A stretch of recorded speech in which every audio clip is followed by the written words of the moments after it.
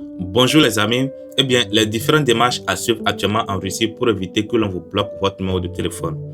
Déjà, il faut savoir que depuis le début de cette année, d'accord, eh bien, il y a de nouvelles règles qui ont été mises en place, d'accord, notamment par rapport aux étrangers. Et sans quoi, soyez sûr et certain qu'à un moment donné, si vous ne vous conformez pas, eh bien, vous allez perdre votre numéro de téléphone. Personnellement, j'ai été aussi victime de cela. Au début, j'avais commencé par recevoir, d'accord, des avertissements, en forme de messages, d'accord, qui me disaient qu'il fallait que j'aille confirmer mon identité. Quelque chose que j'avais un peu négligé au début, puisque mon numéro de téléphone, eh bien, c'est le même que j'utilise depuis plusieurs années, d'accord, et que c'est un numéro de téléphone que je suis allé personnellement dans une agence des opérateurs ici, des opérateurs GSM, bien évidemment, pour aller acheter, quoi. Donc, au début, ça me paraissait un peu bizarre, mais non, c'est vraiment très sérieux. Si vous ne vous conformez pas aux différentes démarches dont je vais vous parler actuellement dans cette vidéo, en tout cas, si vous êtes actuellement déjà en Fédération de Russie et que vous n'avez pas encore fait les démarches, soyez sûr que votre numéro de téléphone sera bloqué. Non seulement votre numéro de téléphone sera bloqué, mais il vous deviendra aussi compliqué de vous acheter un nouveau numéro de téléphone. Déjà, pour commencer, la première des choses à faire, c'est de se rendre au niveau de ce qu'on appelle ici MFC. MFC, en français, cela veut dire centre multifonctionnel. Vous vous rendez au niveau de ce centre multifonctionnel, d'accord? Et au niveau de ce centre, ils vont vous aider à vous inscrire sur une plateforme ici que l'on appelle Gossoslog, d'accord? Gossoslog, en français, ça veut dire service public, d'accord? C'est une plateforme sur laquelle l'on retrouve toutes sortes d'informations sur les citoyens, d'accord, de la Fédération de Russie. Aujourd'hui, ce n'est plus le cas. Avant, c'était une plateforme qui était uniquement réservée aux Russes, mais actuellement, avec la nouvelle réglementation, eh bien, il est devenu obligatoire aux étrangers, d'accord, de s'inscrire aussi sur cette plateforme. Donc, ce qui fait que lorsque vous avez accès à cette plateforme, d'accord, lorsque vous avez accès au compte de quelqu'un, eh bien, vous aurez accès à plusieurs informations concernant cette personne-là, quoi. C'est aussi une plateforme qui permet d'avoir accès, d'accord, à certains services publics. Donc, la première des choses à faire, eh bien, c'est de vous inscrire sur cette plateforme, d'accord. Lorsque vous finissez à ce niveau, eh bien, la deuxième étape, c'est de vous rendre dans une des banques ici, d'accord, il y en a plusieurs, notamment VTB, Sberbank. Moi, personnellement, je m'étais rendu au niveau de la banque Sberbank. Une fois là-bas, vous allez donner vos empreintes, d'accord? C'est une étape obligatoire. Vous finissez à ce niveau. Maintenant, vous allez vous retourner maintenant auprès de votre opérateur GSM, d'accord? Une fois là-bas, ils vont vous aider maintenant à confirmer votre identité, c'est-à-dire à confirmer que, ok, vous êtes le détenteur de tel numéro, d'accord? Et que le numéro de téléphone est effectivement en votre nom. Déjà, il y a plusieurs scénarios.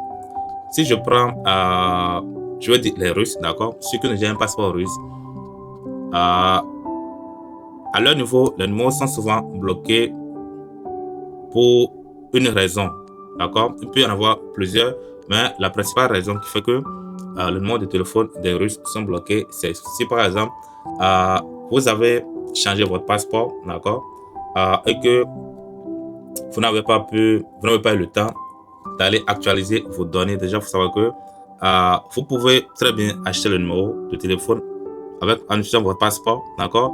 Mais si pendant ce temps, vous avez obtenu un nouveau passeport, d'accord? Quand on obtient un nouveau passeport, il y a aussi les données qui changent, notamment le numéro de série, les trucs comme ça. Donc, vous allez devoir vous rendre au niveau de votre opérateur GSM et actualiser vos données, d'accord? Si vous êtes détenteur de passeport russe, après l'actualisation des données, eh bien, votre numéro redevient fonctionnel automatiquement. Si vous êtes étranger, c'est un peu plus compliqué, d'accord? Vous allez obligatoirement faire toute cette démarche dont je venais de vous parler, c'est-à-dire vous rentrez au niveau de MFC, d'accord, centre multifonctionnel, vous rentrez au niveau de la banque, donnez vos empreintes. Maintenant, vous rentrez au niveau de votre opérateur GSM pour maintenant confirmer votre identité. À ce niveau, le truc c'est quoi? Si votre numéro de téléphone que vous utilisez, vous l'avez acheté dans la rue, ou en tout cas, vous l'avez obtenu auprès d'un ami, il faut savoir qu'il y a de fortes probabilités que votre numéro de téléphone soit bloqué, quoi. Mais il y a quand même des démarches à suivre, d'accord? Si vous êtes étranger, déjà la première des choses à faire, il faut vous assurer que vous êtes en règle. Et bien, si vous êtes en règle, vous vous rendez tout simplement au niveau de votre opérateur, d'accord? si possible, ils vont refaire le numéro de téléphone en votre nom. Ça, c'est la première des choses à faire. Et maintenant, ouvrez votre application, d'accord? Ouvrez votre compte au niveau de la plateforme GoSocial, c'est-à-dire service public.